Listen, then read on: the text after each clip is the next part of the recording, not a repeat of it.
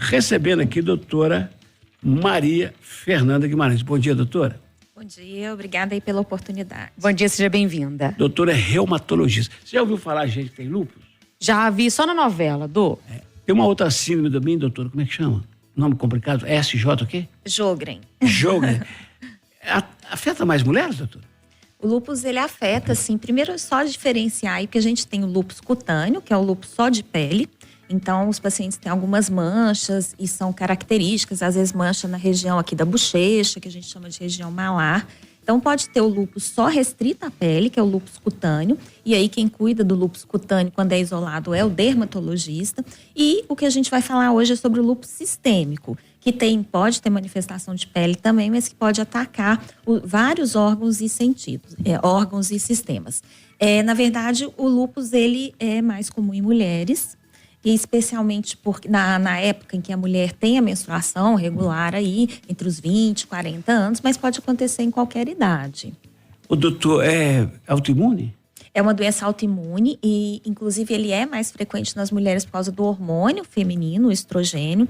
E quando uma doença é autoimune, como o lúpus, o que significa é que as células do organismo, elas são atacadas por anticorpos. Então, o organismo, essas pessoas, elas produzem células de defesa contra os seus próprios órgãos, né? Então, ela nasce com uma predisposição para isso. Então, essas doenças, elas são mais frequentes aí em famílias. A gente falou aí rapidamente do Sjögren. A gente brinca que o Sjögren é como se fosse uma doença prima do lúpus aí, que também é uma doença autoimune. A gente tem diversas doenças reumáticas aí, mas é isso, a pessoa nasce com uma predisposição e alguns fatores do ambiente podem desencadear a doença. Doutora, o Eduardo começou perguntando se eu conhecia essa doença e os números assustam um pouco, né? Em Belo Horizonte, a incidência é de uma média de 1.200 novos casos por ano, né? Essas pessoas, elas conseguem viver bem depois que elas são diagnosticadas e fazem o acompanhamento? Porque quando a gente fala doença autoimune, eu acho que assusta bastante, né? Parece que é uma coisa que a pessoa vai ter muita dificuldade de seguir a vida.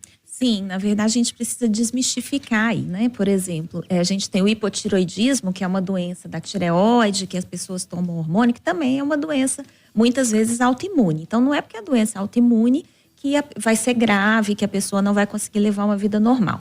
O lúpus, ele é uma doença que pode se manifestar de várias formas. Então, tem lúpus grave? Tem. Tem gente que tem uma forma mais grave do lúpus, mas tem gente que tem uma forma mais branda. Essa forma mais branda pode ser pele e articulação, uma forma que pode acometer, por exemplo, só uma das células do sangue, sem maiores repercussões.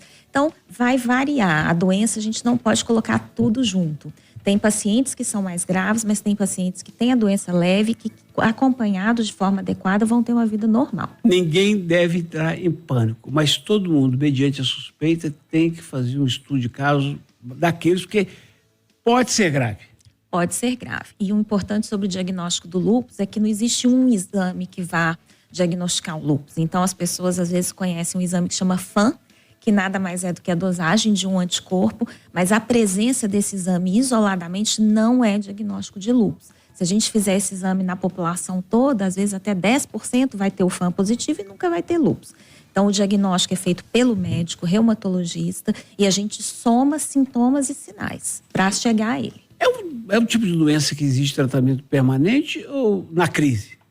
Ela exige tratamento permanente, então algumas medidas são sempre, algumas medidas não só medicamentosas. Então, você comentou sobre o sol, exatamente isso, o sol, a luz, não só solar, mas os raios ultravioletas, eles podem piorar a doença. E aí, por exemplo, cuidado com o sol deve ser para sempre. Existe um medicamento que até recentemente ficou muito famoso, que foi a hidroxicloroquina, que foi muito falada na Covid. Inclusive, os nossos pacientes com lúpus ficaram até sem cloroquina um tempo, porque eles usam cloroquina e todo mundo que tem lúpus deve usar a cloroquina, a não ser que tenha alguma contraindicação. Então, a cloroquina, por exemplo, ela também deve ser usada sempre. Mas nas crises podem ser necessários outros medicamentos e os corticoides são remédios que a gente usa muito no lúpus. Não pode ser usado sem recomendação médica, porque eles são bons para tratar, mas trazem muitos efeitos colaterais. Então é difícil da gente falar de um tratamento único, mas proteção solar, atividade física, vida saudável e cloroquina para todo mundo. Doutora, tem preconceito, muito preconceito ainda com pessoas que têm doenças autoimunes? As pessoas têm receio, né, de ficar perto dessas pessoas? Às vezes o lúpus ele não dá para ver, assim, né? Mas quando é um lúpus cutâneo, alguma coisa assim, as pessoas podem ter aquele receio, mas é importante dizer que essas doenças não são contagiosas e que não tem qualquer motivo para evitar contato com a pessoa que tem lúpus, nenhum. Eu também fico vendo muito quando eu assisti a novela, por exemplo, né, uma novela de 2013, Amor à Vida, o receio que as pessoas tinham dessa paciente ficar sozinha, né, e alguma coisa acontecer, como se alguma coisa fosse acontecer de repente. O que as pessoas têm que evitar, além do sol, assim, aquele medo todo, né? Quando é uma criança, por exemplo, que a gente tem que ficar mais em cima, que a criança às vezes não toma alguns cuidados. Tem esse risco, assim, da pessoa ficar ali, descuidar alguma coisa e ter um problema muito grave? Na verdade, o acompanhamento é crônico. Então, assim, é muito pouco provável que seja uma coisa aguda que vai acontecer. É só eu falar uma coisa que me lembrei agora. Eu falei que não tem que ter cuidados, os cuidados principais, além da pessoa, uma coisa que me lembrei é sobre a vacinação.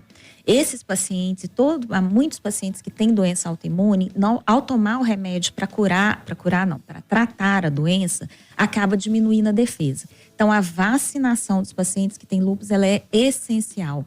E aí, alguns cuidados têm que ser tomados, sim, na família, por exemplo, de não vacinar vacina com vírus vivos, às vezes até em quem mora no mesmo ambiente. Então, alguns cuidados, sim, precisam ser tomados. Então, a partir do momento que há a detecção da doença, que a senhora dá o diagnóstico, essa pessoa entra no grupo das comorbidades, para ter, inclusive, prioridade na vacinação. Sim, vacinação sim, com certeza. Vacinação de gripe já teria. Hoje a gente já está liberado para todo mundo em Belo Horizonte, mas teria sim a Covid, porque a Covid agora não é uma vacina que vai ser dada para toda a população todos os anos, mas quem tem comorbidade sim recebe anualmente. E a gente tem, inclusive, na cidade, o CRI, que é o Centro Especializado de Vacinação e que é um centro ideal para esses pacientes com doenças autoimunes e imunossupressores. Eu imagino, doutora, a tristeza de milhares, talvez milhões de ouvintes, saber que a gente vai encerrar essa prova, porque eles tinham tantos questionamentos. Como não dá para falar tudo, vamos cumprir o principal objetivo dessa entrevista. Quando o Robson Abreu me pediu, eu falei, vamos trazer, porque é ótimo. A Sociedade Mineira de Reumatologia, que a senhora preside, quer divertir as pessoas, alertar as pessoas para terem mais informação. E aí tem uma página que a senhora sugere. Gente, se você está com algum caso, com alguma dúvida, não vai por aí atirando, não. Vai no lugar certo, que lá tem muita informação. Qual que é o endereço eletrônico lá? É reumatominas.com.br. No Instagram a gente tem também da Sociedade Mineira, que é a Sociedade Mineira de Reumatologia. E eu devo orientar também para procurar a Sociedade Brasileira de Reumatologia, que é reumatologia.com.br. A informação no local certo ela é essencial.